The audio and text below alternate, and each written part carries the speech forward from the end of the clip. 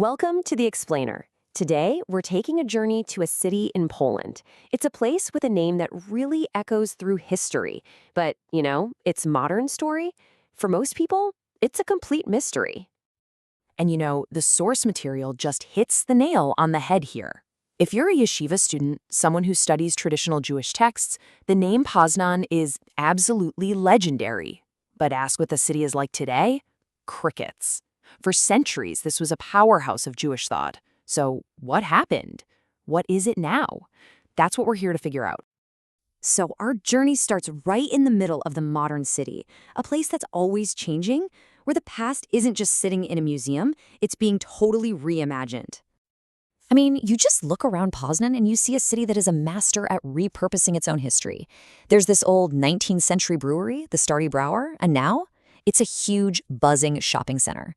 And get this, the Zamek Imperial, which was literally the last royal castle built in Europe, for a German Kaiser no less, is now filled with students and artists. It's part of a university. It's a city that just breathes new life into old bones. And the city center, wow, it is just alive with color and history. The Old Town Square feels like you stepped into Prague, or maybe the Italian island of Burano, with all these incredible bright buildings and little cafes. But beneath all this beauty, this vibrant surface, there's another story. A story about what's not there anymore.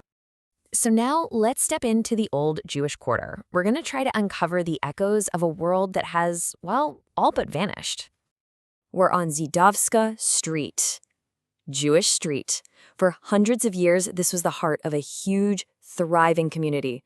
I mean, we're talking way back to the 13th century. Jews here were granted equal rights, and at one point they made up nearly half the city's population. It was a true center of Jewish life in Europe. And today, the entire Jewish community of Poznan is about 90 people. 90, from thousands upon thousands that once helped define the city. The contrast is just staggering. It's hard to even wrap your head around. The source material really captures this feeling of absence with this one simple, haunting moment. A visitor asks a taxi driver, "Where did they all go?" And the question just hangs there. Silence. Because really, what can you say? The answer is just too big, too painful. This is the last synagogue still standing in Poznan. It's this massive, imposing building, and it's just silent now. The very last prayer was held here on the morning of September 9th, 1939.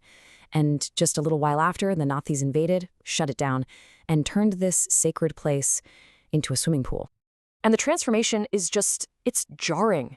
On the exact spot where the historic old synagogue once stood, the very place where the greatest minds of Poznan prayed and taught, today there's a modern apartment building and a pub. The physical traces of that entire world have been almost completely wiped away.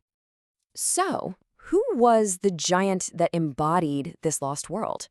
It's time to meet the man whose name is basically synonymous with Poznan in the world of Jewish learning, Rabbi Akiva Eger.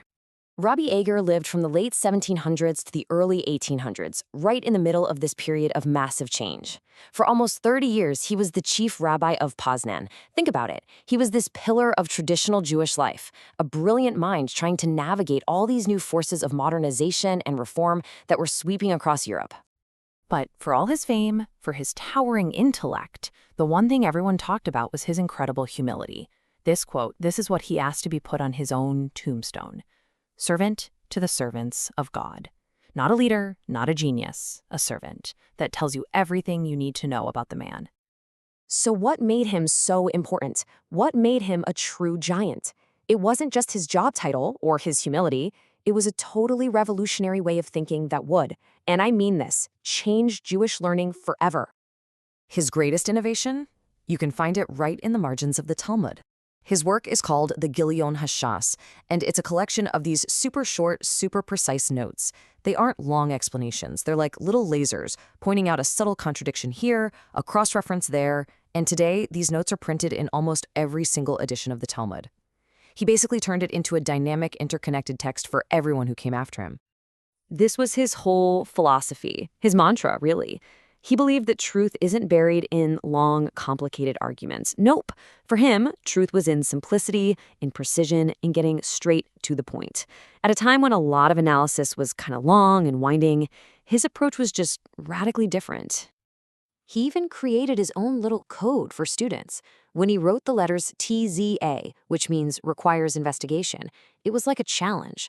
He was basically saying, hey, I found a problem here, an unresolved contradiction. Now you go solve it. But then there was Vahashem Yair Einai, and God will enlighten my eyes. That was something else. That was him admitting that a problem was so deep, so complex, it was like a conceptual checkmate. It pushed human logic to its very limit. Okay, so let's tie all of this together. The man, his revolutionary ideas, and the empty streets of modern-day Poznan. How does it all connect? Well, here's the paradox. The actual, physical community in Poznan that Rabbi Eger led, it was destined to fade away. But his intellectual DNA, it went global. His way of thinking became the bedrock for how yeshivas study texts today. And his students, they went on to create huge new movements that shaped modern Judaism, from the Musar movement focused on ethics to religious Zionism, which pushed for a Jewish homeland. And you can see his deep humanity in one of his most famous rulings. He argued that you have to break the Sabbath to save the life of any Jew. It doesn't matter how religious they are. And his reason was groundbreaking. It wasn't about what they might do in the future. It was because, as he put it, the Torah has compassion on a soul from the seed of Israel, life itself. That was the ultimate value. So in the end, we're left with this really stark, powerful contrast. In the city where he lived, where he taught, there's almost nothing left, a ghost.